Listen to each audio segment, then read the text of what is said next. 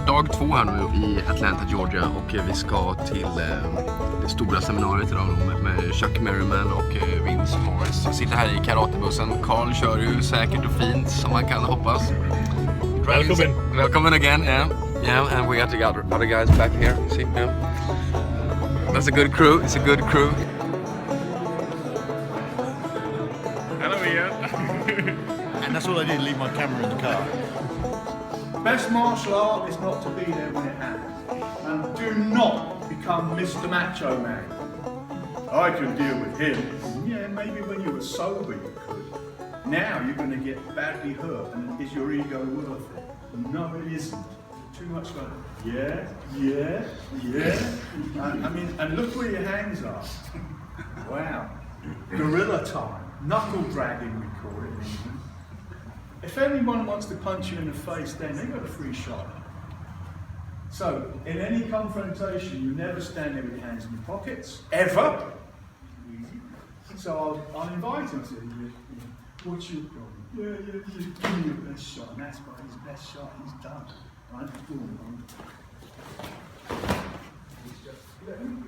Somebody big.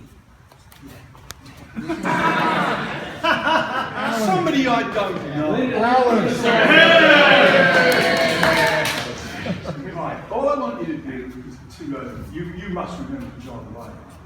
Yeah. So you know the John, right? Okay. To my head up. No. Again. This isn't gonna work. Not in a million, that hurts, doesn't it? Her arm, and I could have crushed his throat on any of those techniques. We call it frisbee uki, throwing the frisbee. You know what frisbee is? What's a frisbee? It's an old Japanese term for a dog. You know, you're throwing dogs to frisbee. No, always get that wrong. It's not, it's frisbees to dogs. Yeah. Yeah, but I'm doing this wrong, so make a mental note. If I just put my hand out, well, that's gonna crease me. And what did I do wrong? I didn't move. Do it again. That's all the difference in the world. And then bang, bang, bang. I mean, it's like, it's all over. There's the elbow. This is the point. And if you rub the point, look at his face. I'm just rubbing it. If I step forward, he'll probably go down. And that's what you do with light rubbing. But look, if I turn the arm over, and I'm not going to do this hard, but I want you to see the difference between this hitting here. See, that's a rub place. But if I just ever so lightly, ever so lightly,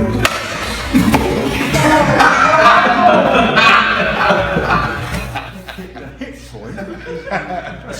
You see the difference? Then did you know? So it's not that I tell him to, but if I, for example, if I want to hit here, his chin's turned exactly where I want for the next technique. But I kind of like this one. There's a move in Kissaki like this.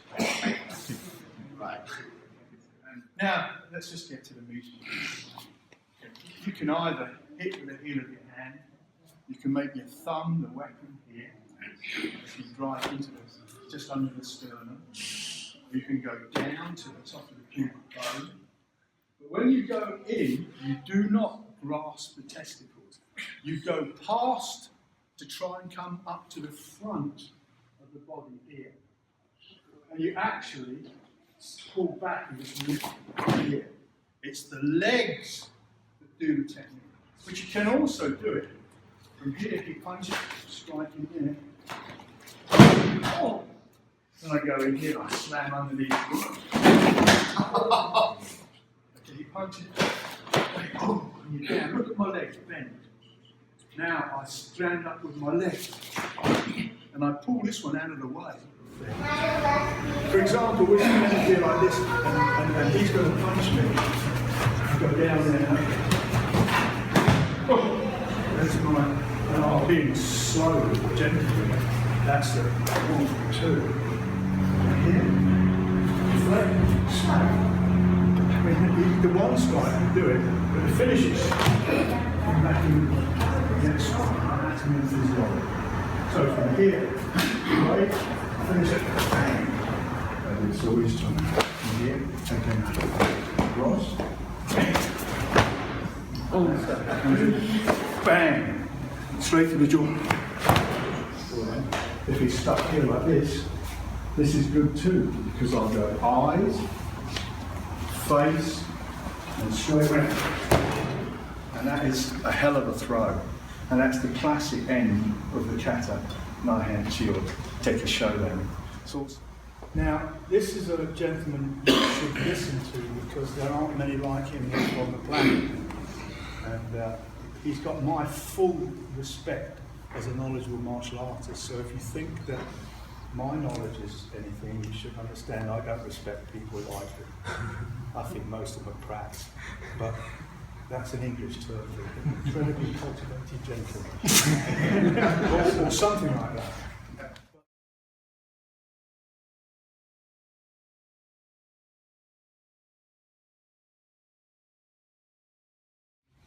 Over to you.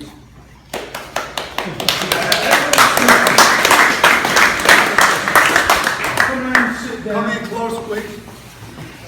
When I was young, when I first started out, and I started out in Japanese Goju, and I was never told anything about Okinawa at all, never mentioned. So my first 25 years of training was Japanese Goju. My next 30 years is Okinawa Goju. So that's what I'm going to speak about today. When I was younger, everything was physical. A lot of tsukiwaza, keriwaza.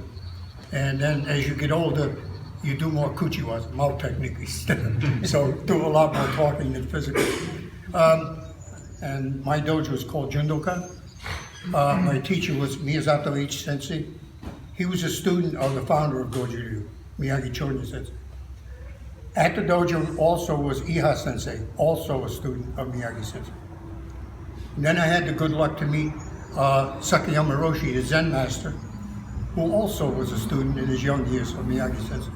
And the first thing Miyazato Sensei told me when I first met him, he said, there's no secrets in karate.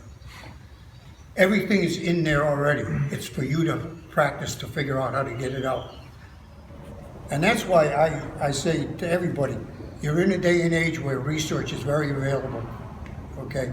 Do research. Don't take anything carte blanche because somebody said so.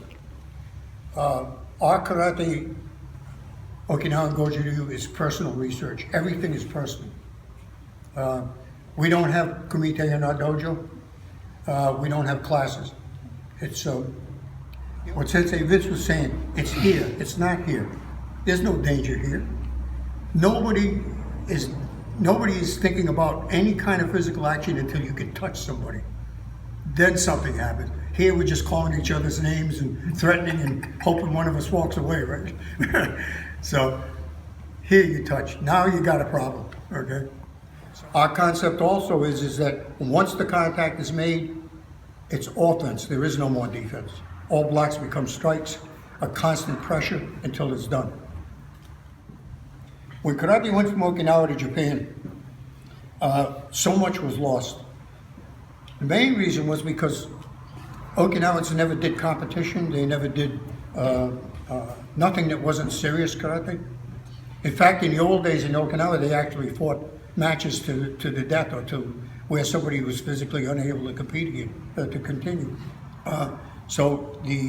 When karate went from Okinawa to Japan, the Japanese took a concept of karate from the Okinawans and just pushed them aside. Never talked about the Okinawans again. Took it to Japan, popularized it with competition. Obviously, you can see from competition, you can't do the stuff you're doing today. It's dangerous, and it doesn't lend itself to a competitive thing. It's real self-defense. So all of that was lost.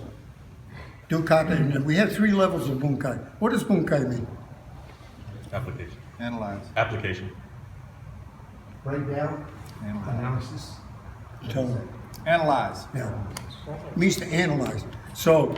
You analyze and then you apply.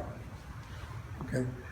So in our concept of bunkai, we have 3 levels. We have Kion bunkai, everybody does it the same way. That's how you start practicing.